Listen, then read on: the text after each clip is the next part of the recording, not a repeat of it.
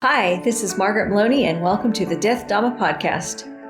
In a series I used to read, occasionally one character would say to the other, "May you live in interesting times." It was understood that this was a curse, where interesting times meant chaos and difficulty. Well, we do live in interesting times. I mean, don't we always? So this season, together we will explore equanimity and chaos, recognizing that many aspects of life are beyond our control. Let's find a sense of balance and peace amid external chaos.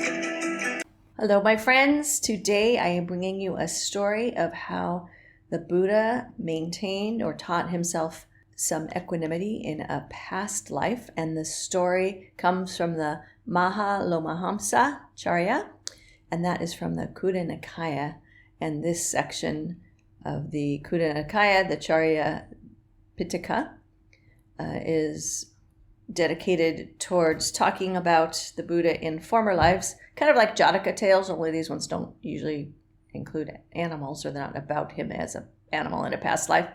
And it is about exhibiting behaviors known as the perfections. And there is one that is dedicated to equanimity, and that's why we're going to look at it. So here we go. In a past life, the Buddha was born to a family of wealth. And when the time came for his education, he went to a well-known teacher. After completing his education, he returned to his parents, and he looked after them. After they died, his relatives told him that he should protect and increase all of the riches that he had inherited. However, he had developed fear of all the realms of existence, and his fear was based on the nature of impermanence of all conditioned things. He also had perceived that the body was loathsome, and he had no desire to be entangled in the thicket of defilements associated with household life. That's us. Did you know we were entangled in the thicket of defilements? But we can be. It's harder as a householder. So in fact, his desire to get out of the world of sensuality had been growing. Like this had been something that had risen in him. And now he had a chance to do something about it. So he wanted to renounce the world and, after abandoning his wealth. But because of the fact that people knew who he was and he had come from a family that was well-known, wealthy, he knew that if he renounced everything he had, that in itself would make him famous. And he didn't want fame or, any honor. He just wanted to, live a simple life. So he didn't renounce everything. What he did was to test himself to see whether he could unshakably stand up to the vicissitudes of life. He went ahead and, wearing his usual clothes, left the house. He had this desire to fulfill the highest form of the perfection of equanimity, and he figured he could do this by enduring the ill treatment of others. So leading a noble life, an austere life, he was thought by people just assumed he was kind of feeble-minded and eccentric, wandering around. He never showed anger to others, but generally people thought he was someone that could be treated with impudence, like just, treat him disrespectfully, play jokes on him. And so he roamed about villages and towns, small, large, and he spent usually just one night at each place. But he did stay longer wherever he was shown the greatest insolence or disrespect. And, his clothes began to wear out. And when they did, he tried to cover himself with whatever, little remnant of clothing was left. And when a piece of clothing was torn away, he didn't accept anything from anyone.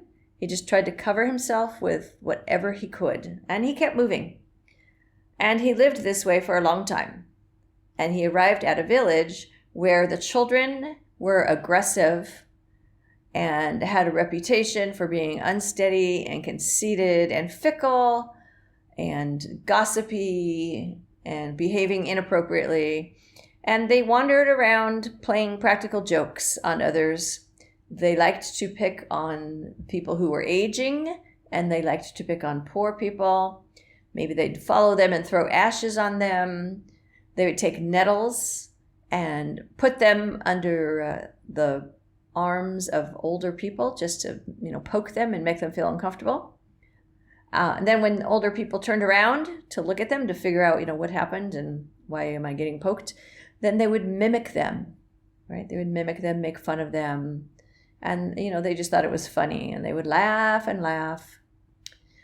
So when the Bodhisattva, that's the Buddha in his former life, saw these children, he thought, well, I found a good means of support for the fulfillment of the perfection of equanimity. So he stayed in that village. And the children, seeing him, of course, they picked on him too. They tried to make fun of him. And he, pretending as though he couldn't handle them and that he was afraid of them, he ran away.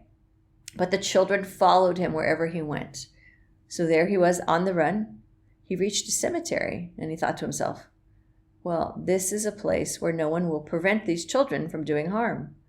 I have now a chance to fulfill the perfection of equanimity to a high degree. So he goes into the cemetery, and he sleeps there, using a skull as a pillow, as one does, right? When you're sleeping in a cemetery, why not? Getting an opportunity to indulge in devilry, the children went where he was and insulted him. They spit on him, they did other nasty things, and then they went away. And so they just treated him poorly every day. Seeing these acts done by these wicked children, some wise people stopped the children. And they developed the knowledge that the Bodhisattva was clearly a holy man of great power. And they all paid respects to him with lots of reverence. And he, the Bodhisattva, kept the same attitude towards both the children and the wise people who defended him. He showed no affection to those who honored him, and he didn't show aversion to the children who insulted him. Instead, he took a neutral stance between affection and aversion with regard to both parties. In this way, he fulfilled the perfection of equanimity. You've been listening to the Death Dhamma podcast with your host, Margaret Maloney. Thank you so much for being here. Come find me on margaretmaloney.com, margaretmeloni.com. And until we meet again, may you be well, may you be happy, may you be at ease, and may you be free from suffering. Bye for now.